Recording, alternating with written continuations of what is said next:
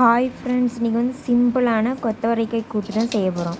அதுக்கு கொத்தவரைக்காயை நல்லா கொஞ்சம் சின்னதாக நறுக்கி வச்சு அவிய வச்சிடலாம். நல்லா கழுவி இப்போ ஒரு பாத்திரத்தில் காய்கறி போட்டுருவோம்.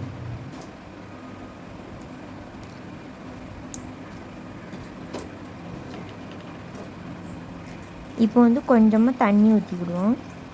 ரொம்ப ஊற்றக்கூடாது, கொஞ்சமாக தண்ணி ஊற்றி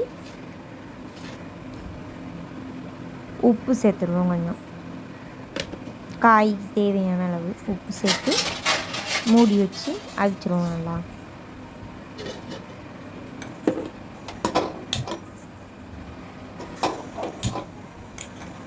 இதை அவிஞ்சிக்கிட்டு இருக்கட்டும். இப்போ இன்னொரு பாத்திரத்தில் கொஞ்சம் எண்ணெய் ஊற்றி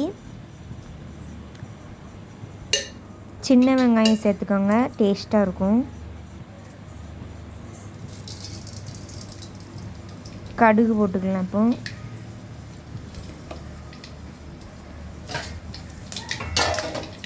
கடுகு பொரிஞ்சிட்டு இப்போ வெங்காயம் சேர்த்துக்கலாம்.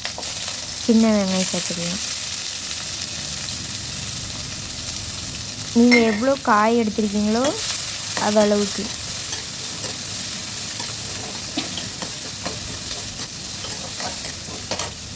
நிறைய காய் எடுத்தால் கொஞ்சம் நிறைய சேர்க்கணும், கொஞ்சமாக சேர்த்துக்கலாம். இப்போ 2 வத்தல் போட்டுக்கலாம், கொஞ்சமாக கருவேப்பிலை போட்டுக்கலாம்.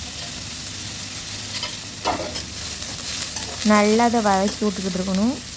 பாருங்கள், நல்லா வதங்கிட்டு இப்போ காய் கொத்தவரைக்காய் அவிச்சு வச்சுருக்கோம்ல, அதை சேர்த்துட்டு கொஞ்சமாக மஞ்சத்தூள் போட்டுக்கலாம்.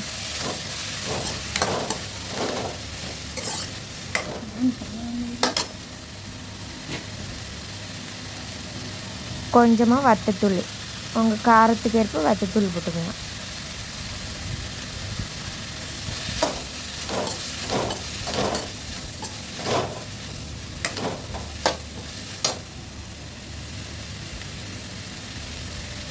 நல்லா அந்த பச்சை வாசனை போகிற அளவுக்கு வதக்கி விட்டுக்கிட்டே இருக்கணும்.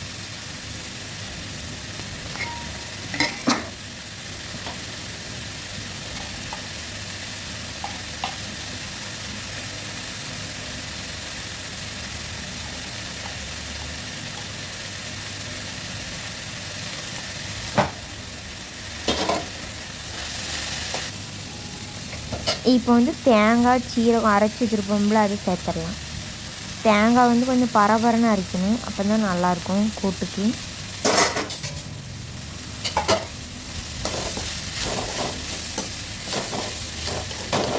சேர்த்துட்டு நல்லா அதை வதக்கி விடணும்.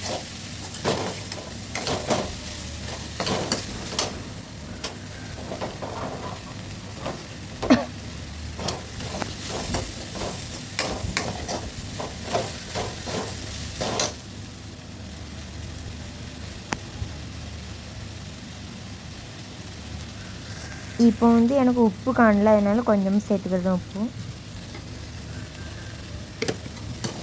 சமையலுக்கு முக்கியமான விஷயம் உப்பு தான், அதனால் கரெக்டாக உப்பு பார்த்துக்கணும்.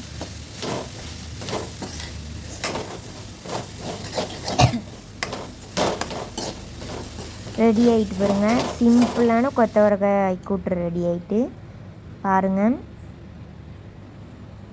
தேங்காய் கொஞ்சம் அதிகமாக போட்டு சூப்பராக இருக்கும். இதே மாதிரி உங்கள் வீட்லேயும் ட்ரை பண்ணி பார்த்துட்டு கமெண்ட் பண்ணுங்கள். இந்த வீடியோ பிடிச்சிருந்தா லைக் பண்ணுங்கள், ஷேர் பண்ணுங்கள், கமெண்ட் பண்ணுங்கள், சப்ஸ்கிரைப் பண்ணுங்கள். மறக்காமல் பெல் ஐக்கானை கிளிக் பண்ணுங்கள்.